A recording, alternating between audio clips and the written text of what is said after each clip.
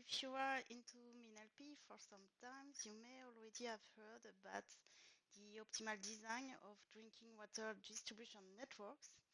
And in this talk, it will be about the related operational counterpart, which is known as the pump scheduling problem.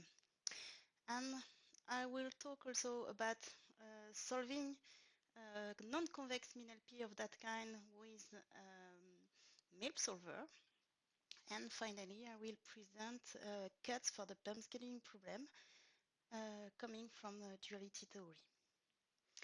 So we start with the problem, the presentation of the problem. So what we need to have in mind is that the water falls naturally. So more precisely, it flows from a point A to a point B if its potential at A is higher than its potential at B.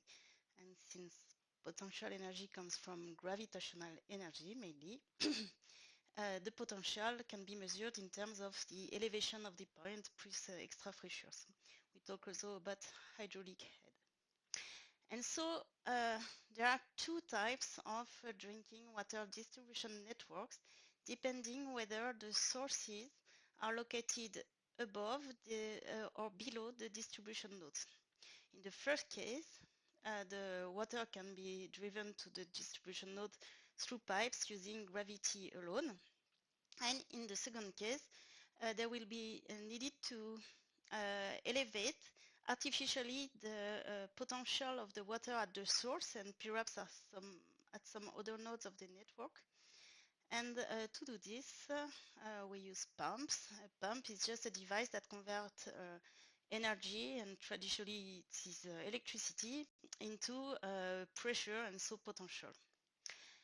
And this second kind of network is the most common, so there are chances that at your place to get water at your tap you need you consume electricity indirectly, and this electricity consumption is not negligible at all at the scale of the network and for sure at the scale of the world. And so the classical question is how to reduce the electricity bill in these pressurized networks. One way to do this is to take advantage of the storage tanks that are usually distributed at the most elevated places of the network.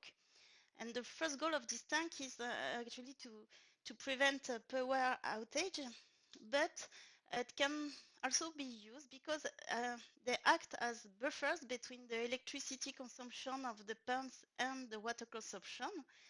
They allow to shift the pumping at the moment where the electricity is cheaper, or in such a way to make the pumping more efficient, because the efficiency of the pumps is not linear.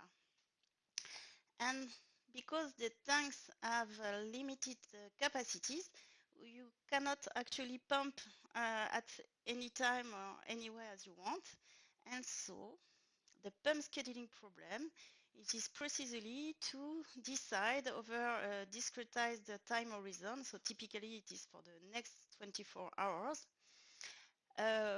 which pump to activate at each time step and how much water will be pumped at this time, in such a way that the total electricity cost will be minimized.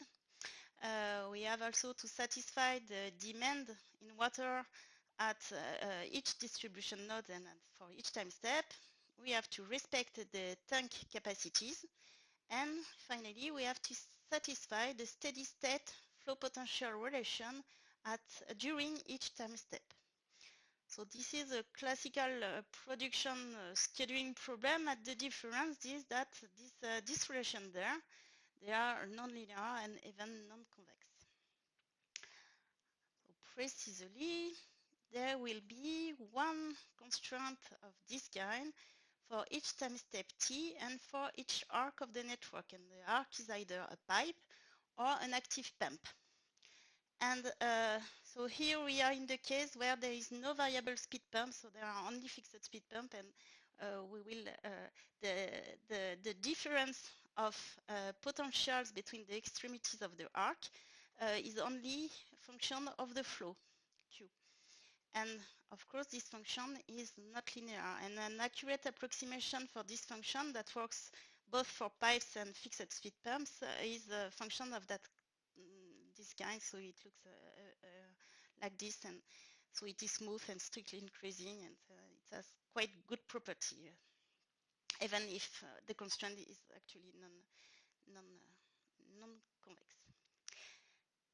Okay, so we have non-convex MIL-LP, and the model grows quite quickly because it depends, the size depends on the size of the horizon and the size of the network, and so you cannot solve it with an off-the-shelf global optimization solver, and there is a vast and old literature on this problem.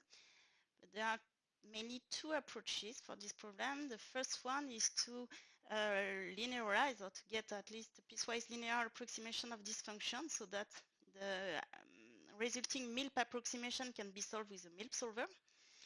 And the second approach is to use an hydraulic simulator to handle all these constraints at a time, so to handle the potential flow relations, and to combine it with the combinatorial algorithm. So typically, these are materialistic, like genetic algorithms that are used to manage the discrete part of the problem, that is the activation of the pumps and valves also. And for the mathematical programming approaches, there are not so much, so except this piecewise linear approximation approaches. So there are at least these four very interesting papers. And there is the PhD thesis of Gratien Bonvin that he defended 3 years ago. And during his thesis, with some of our estimated colleagues, we developed different mathematical programming approach for this problem and also for the strategical variant.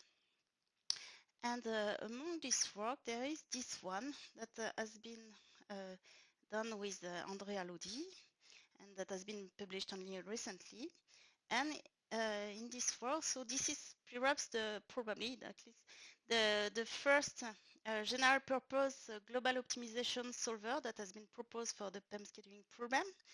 And we get quite good results on a variety of networks when combined with a specific primal heuristic. But concerning the core branch and bond method, there are room for improvement, and this is what I am going to present right now. So I will recall how we can solve a non-convex MIN-LP, so in the general term, non-convex MIN-LP with a MILP solver, and how we can make it more efficient. And also I will talk finally about dual cuts for more specifically the PEM scheduling problem.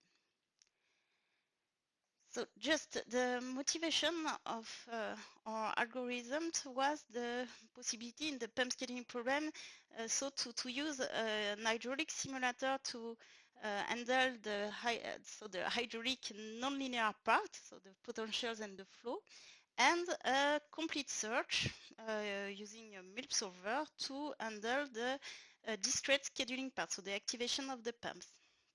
And as a result, the algorithm that we developed is actually an implementation of the branch and check framework. So this is a very general framework that has been, to my knowledge, named by Torsteinsson, and it was first used in the context of combining optimization and logic and constraint programming. And if you look at the LP-NLP branch and bond by Quesada and Grossman, it actually can be seen as an implementation of branch and check for convex MIN-LP. And here is a possible implementation. See, this is the one that we use for non-convex MIN-LP.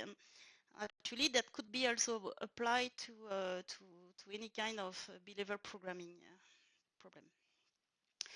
So here we have MIN-LP, possibly non-convex. We assume here that the objective is linear, and so there are two sets of variables, x that are integer and y that are fractionals. And the first step is to get a polyhedral approximation of the nonlinear constraints. So usually you will linearize the convex functions, and in order to relax the concave or more exotic functions, you will need to tighten the band as much as possible of the variables.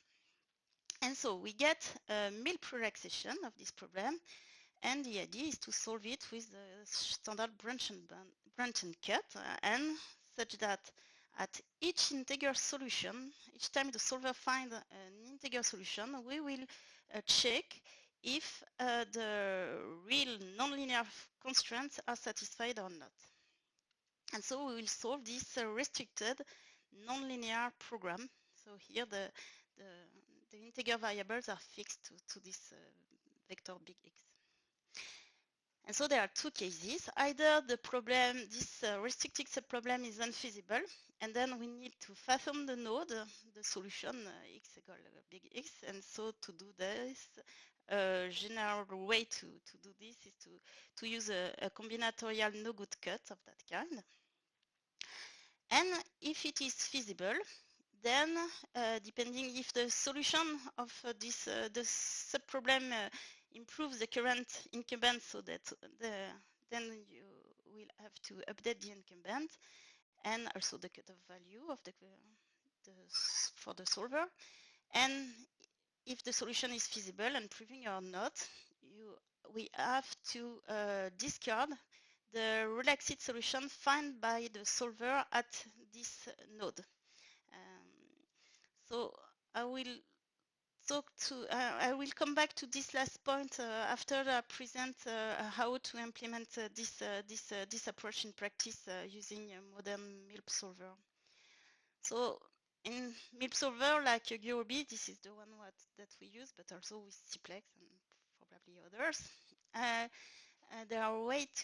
The way to implement this approach is by using user callback functions that allow to interrupt the solver at chosen nodes of the search. And so here we just at least stop the solver at each integer solution, that is either a leaf or a heuristic solution. And in order to post the new constraints that are there, the no-good constraints, the cutoff constraints, or even outer approximation cuts to tighten the relaxation of the convex functions, you can use the functionality that is called lazy constraints. And so in our implementation, in our component implementation, we did not generate OA cuts. We all generate them at the root node. And if we want to tighten the non-convex functions, there will be need for another functionality that will be local cuts. So local cuts is a constraint that is taken into account by the solver only in the subtree of a node. So here you can, for example, tighten the relaxation of the non-convex constraint by using the bounds the bounds of the variables that are tighter at the current node. So this functionality is not supported in Gurobi, and so we did not implement it. So the two first points is the minimum that is needed to implement the branch and check approach using Milp solver for solving non-convex min-LP. And there are needs for improvement because this basic framework is perhaps not very useful in practice. And so two first ways to improve the approach is at unfeasible node to try to repair heuristically the unfeasible solutions. And so in our previous implementation, we actually developed a heuristic to repair unfeasible solutions, but this heuristic slightly modifies the definition of the problem, so because it changed the length of the time steps in the schedule. And so this is totally acceptable for a practical point of view, but not from theoretical point of view. So in the results I present after, I did not run this primary heuristic. And a second thing that can be done, and that we have done actually for the PEM scheduling problem, is when there is a solution, an integer solution that is proved to be unfeasible, perhaps you can be able, we are able to detect, to identify a smaller conflict, and then we can use these smaller conflicts to get stronger no-good cuts, because of course the no-good cuts here will fathom only one node of the tree, and with the smaller conflicts we can hope to fathom more than one node. Okay. And finally, so there is this last point that I did not talk about. And when the restricted subproblem is proved to be feasible, so we have a feasible solution, this feasible solution may be different from the relaxed solution of the solver. And so the solver at this node may underestimate the value of the node. And so we have to tell the solver that it is wrong on this node. And so there are different solver-dependent approaches to do this. And in our previous implementation, we did this by managing the update of the incumbent and the cutoff value by hand, so in the callback functions. And we just tell the solver each time we have a feasible solution that we tell the solver that it has not to consider this node anymore. So we fathom the node with a no-good cut, like for unfeasible node. So a posteriori, I see two issues with this approach. The first one is that even if the search remains complete, so the algorithm is still correct, but until the end of the algorithm, the dual band, the dual LoRa band, will not be valid anymore in this case. And a more important problem is that because we misinformed the solver about the feasibility of this node, we probably hinder a lot the pseudo-cost computation, and so that is used by the solver for its branching strategy. And so another approach will be to actually, each time we find a feasible solution here, to inform the solver about this solution to be the real solution, the real best solution at the node. Unfortunately, in the current version of EuroB, there is no such lazy best solution functionality. So the workaround I found is to provide this solution to the solver, so as a heuristic solution. So this is allowed by the solver.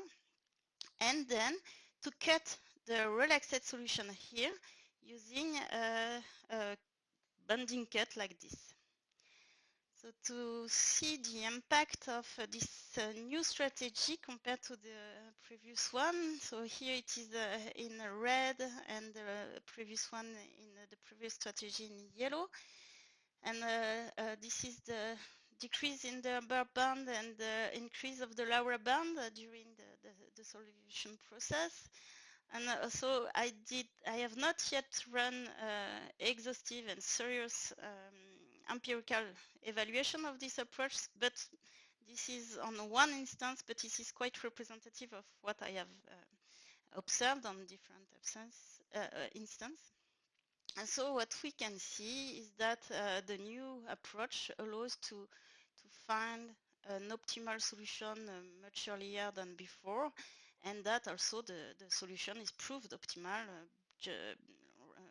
far earlier than before, even if we see here that the lower band does not increase as much at the moment where here the solver finds a lot of feasible solution. Okay, so this was the first idea to improve this branch and check approach, and it is general actually. And here I go back to the pump scheduling problem, and the question is how we can find cuts that will be more efficient than these combinatorial no-good cuts.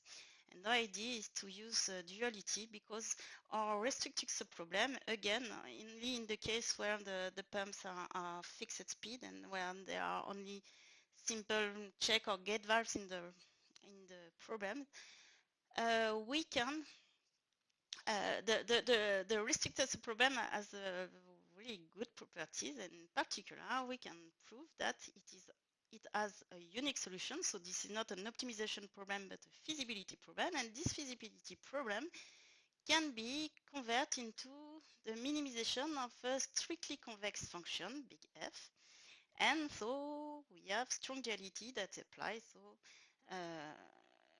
we have this condition. So sorry, once the status of the pumps is totally fixed, we have a solution to this problem only if this condition is satisfied. And because this condition is satisfied, whatever the status of the pump, so whatever this big X there, this constraint here will be valid, and in order to use it in our MILP solver, so to tighten our outer polyhedral outer approximation, we will need to try to linearize this constraint. Okay, so all the first part of the reasoning is actually well known, and it's an old result. And so this is, I'm going fast to explain the reasoning. So to understand it, we need to look at what is going on in the PEM scheduling problem at one time step. So we at one time step, by assumption, we know that the potentials and flow are in steady state and they are in equilibrium in some D graph, the directed graph that are formed by the arc that are so the pipes and the pumps. And there are two types of nodes. The nodes that are the distribution nodes where there is a non-demand, and the nodes that will be the sources and the tanks in our problem that have non-potential. And the nonlinear network analysis problem, so actually it does not only work for water, it can also work for natural gas or electricity. And the nonlinear network analysis problem is this one. We have to find a flow on each arc and a potential on each demand node, such that the flow conservation is ensured at distribution node and the potential flow relation for some function phi is satisfied on each arc. There are some assumptions to make the reasoning valid, and they are actually satisfied in our case. We need that the function for each arc is bijective, smooth, and strictly increasing in such a way that it is invertible, and also the antiderivative will be coercive, smooth, and strictly convex. And to ensure the feasibility and unicity of the solutions, we will also take an assumption on the graph that is that on each connected component there is at least one fixed potential node. So the flow conservation at the distribution node will always be satisfied, and the potential at this node will be uniquely determined by the flow because of this relation. Okay, and so the reasoning is this one. The constraint of the nonlinear network analysis problem are actually the KKT condition of this problem. So here is the antiderivative of phi, and this function is strictly non-convex. The constraints are linear, and so by convexity, this the KKT conditions are necessary as sufficient condition of optimality. So we have a solution for our analysis problem only if the solution is optimal for this problem. And this solution exists and is unique by assumption on the graph and on the strict convexity of the objective function. Okay, so we have convert our feasibility problem to a minimization of a strictly convex function over linear constraints, and strong duality applies by convexity, and so we can prove that a solution of our analysis problem is such that it satisfies these two conditions. And here the dual function L can be, we can find an analytic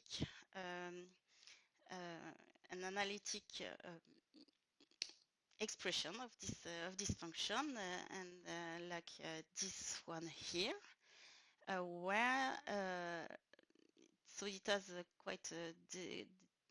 it is quite decomposable. We have the sum over all the arcs of this function, and we can prove easily that this function is concave because of the assumptions of on our function phi. And so we can rewrite the nonlinear analysis problem as this new feasibility problem, where we find here the duality condition. And so by duality, we know that this thing is convex. And actually, what we can prove is that it is decomposable into a convex function. So for each arc, again, this function here is convex. Okay, so now we come back to the PUM scheduling problem. With this in mind, we can see now the PUM scheduling problem as a sequence, as to minimize some cost function. Here we have a linear cost function over the solutions of a sequence of nonlinear analysis problem on a dynamic network, and these problems are sequence dependent. So the dynamic network is made of controllable arcs, which are the activation of the pumps or the status of the valves that are attached to some of the pipes. And so these valves can be open or closed, and depend. In this case, in the case where the valve is open, the corresponding pipe will vanish from the dynamic network. And the nodes have varying demand. So on each time step, there is a varying demand, but the demand is known for each time t. The source nodes have varying potential, but again, the potential at the sources is known for each time t. And finally, there are the potential at the tanks that is known once the previous analysis problem in the sequence are satisfied, because of this relation. So the potential of the tank is linearly dependent on the volume, and so the potential at time t plus 1 is equal to the potential at time t plus the residual flow to the tank during time t. And finally, the constraint that we have is that the potential is bounded according to the capacity of the tank. And so we can reformulate the PUM scheduling problem here, when we suppose that the status of the pumps are valved and valves is known. So we have a binary variable vector big X. Then we can find a flow and potential that solve the PUM scheduling problem, and that solve the restricted problem to this integral solution, if only if it satisfied all these constraints. So we have the update of the potential at the tanks, the bands of the tanks, we have this indicator constraint there, and on each time step, the flow, the vector restricted to this time step must be a solution of the nonlinear analysis problem for the given status of the pumps and the given demand and the given potential at the tanks and sources. And so, from what we have seen before, the strong duality constraint here is satisfied at each period t. So the question we have now is how to linearize this constraint to use it in the MILP solver. So when we decompose the second term here from tanks, source, and distribution node, we see that these two last terms are linear. The demand is known for the junction and the potential is known for the source. But we have this bilinear term here at the tanks. The potential loss multiplied by the flow at the residual flow at the tank. And here we have constraints that are convex. So the bad news is that this constraint is non-convex. So we have just replaced our individual non-convex relations for each arc of the graph by this aggregated form of non-convex constraint. And so the fear is that if we have to lose, so actually this constraint we can linearize it, so it is convex, but this one is not, and so if we have a loose relaxation of this bilinear term, this could absorb the duality gap, and so make this constraint or linearization of this constraint inefficient. The good news is that this constraint, we will need to relax this non-convex term, but there are much less of these non-convex terms than there was before. We have one for each tank below, but compared to the relation for each arc.